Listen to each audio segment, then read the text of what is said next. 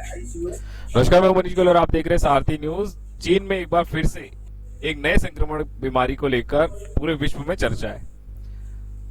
चीन में फेफड़े फुलाने वाली रहस्यमय बीमारी को लेकर भारत सरकार भी अलर्ट मोड में नजर आ रही है, जिसके चलते केंद्र सरकार ने राजस्थान, कर्नाटक, गुजरात, उत्तराखंड, हरियाणा और तमिलनाडु को अलर्ट जारी किया है। इसके बाद राज्यों की सरकारों द्वारा हेल्थ डिपार्टमेंट को सांस से जुड़ी बीमारी के मरीजों के लिए तैयार रहने के लिए दिशा निर्देश जारी किए गए हैं। राज्य सरकारों ने लोगों के लिए भी एक एडवाइजरी जारी करी है। इसमें लोगों को भीड़ भाड़ वाली जगहों पर मास्क का इस्तेमाल करने की सलाह दी गई है। साथ ही बच्चों से जुड़े जितने भी चिकित्सालय है उनमें इलाज की व्यवस्था को माकूल रखने की बात भी कही गई है। बता दें कि चीन में रहस्यमय बीमारी का असर सबसे ज्यादा बच्चों पर देखा जा रहा है। इस बीमारी में तेज बुखार के साथ फेफड़े फुला देने वाली बात सामने आई है, जिसके चलते तकरीबन 7,000 बच्चे अस्पताल प्रतिदिन पहुंच रहे हैं। बता दें कि प्रोमेड नाम के एक सर्विलांस प्लेटफॉर्म ने 15 नवंबर को चीन में रहस्यमय बीमारी को लेकर दुनिया भर में अलर्ट जारी किया था। प्रोमेड ने कोरोना को लेकर भी दिसंबर 2019 में इसी प्रकार का अलर्ट जारी किया था। ये प्लेटफॉर्म इंसानों और जानवरों में फैलने वाली बीमारियों की जानकारी रखता है। हालांकि प्लेटफॉर्म ने ये नहीं बताया है कि ये बीमारी सिर्फ बच्चों तक सीमित है या युवाओं और बुजुर्गों को भी अपनी चपेट में ले रही है।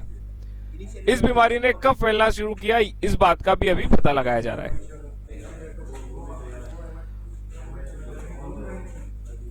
वहीं 23 नवंबर को चीनी मीडिया में स्कूलों में रहस्यमय बीमारी को फैलने की जानकारी दी गई थी। चीन ने बताया कि पीड़ित बच्चों के फेफड़ों में जलन, तेज बुखार, खांसी, जुकाम जैसे लक्षण दिखाई दे रहे हैं।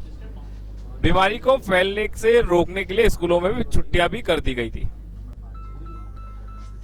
आइए अब हम आपको सुनाते हैं इस बीमारी को लेकर जेएलएन अस्पताल के डॉक्टर अरविंद खरे ने क्या कुछ कहा और किस प्रकार से आज मॉक ड्रिल करी गई और क्या व्यवस्थाएं अजमेर में इस बीमारी से निपटने के लिए करी गई है। जो चीन में जो बच्चों में जो श्वसन रोग की जो समस्या हुई है, उसके संदर्भ में भारत सरकार चिंतित हुई है। उस संदर्भ में कल अतिरिक्त मुख्य सचिव महोदय ने हम वीसी ली और सभी डिस्ट्रिक्ट हॉस्पिटल, मेडिकल कॉलेज इनको अलर्ट मोड पे आने को कहा और उस संदर्भ में आज मॉक ड्रिल रखी गई और उस मॉक ड्रिल के अंदर जो भी प्रारूप आया उसकी तैयारी की व्यवस्था के बारे में यह जायज़ा लिया गया और आज हमारे पास में उसके संदर्भ में पूरी तैयारी कर रखी है हमने सब। मॉक ड्रिल में क्या खामियां रही थी?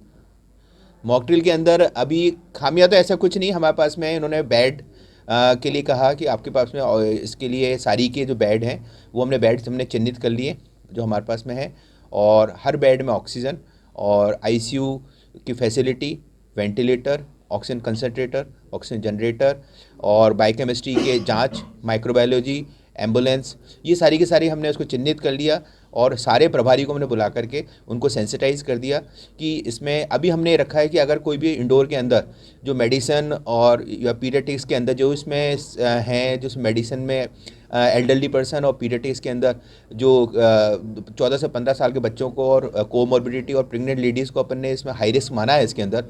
तो ये वाले अगर आते हैं तो इसके लिए आपको उन मरीजों को कहाँ इंडोर करा जाएगा, तो हमने पास में ट्रॉमा वार्ड है, इस ट्रॉमा वार्ड को हमने पूरा करा है। इसमें यहाँ हमने 22 बेड रखे हैं और आईसीयू में सब में है, सब में वेंटिलेटर है। इसके अंदर से हमारे पास में ऑक्सीजन का लिक्विड ऑक्सीजन प्लांट है, जनरेशन प्लांट है और मैनीफोल्ड है, कंसंट्रेटर की पर्याप्त संख्या है और हमारे पास में जो किट हैं जो इसकी जांच के लिए जो अपने पास में RT-PCR किट और इसकी फैसिलिटी हमारे पास 7 मशीन वर्किंग है। ये सारी की सारी इत्यादि जो प्रारूप हमसे गवर्नमेंट ने मांगा है वो हमने उसका ले लिया है और ये अभी पर्याप्त रूप से संतुष्ट है।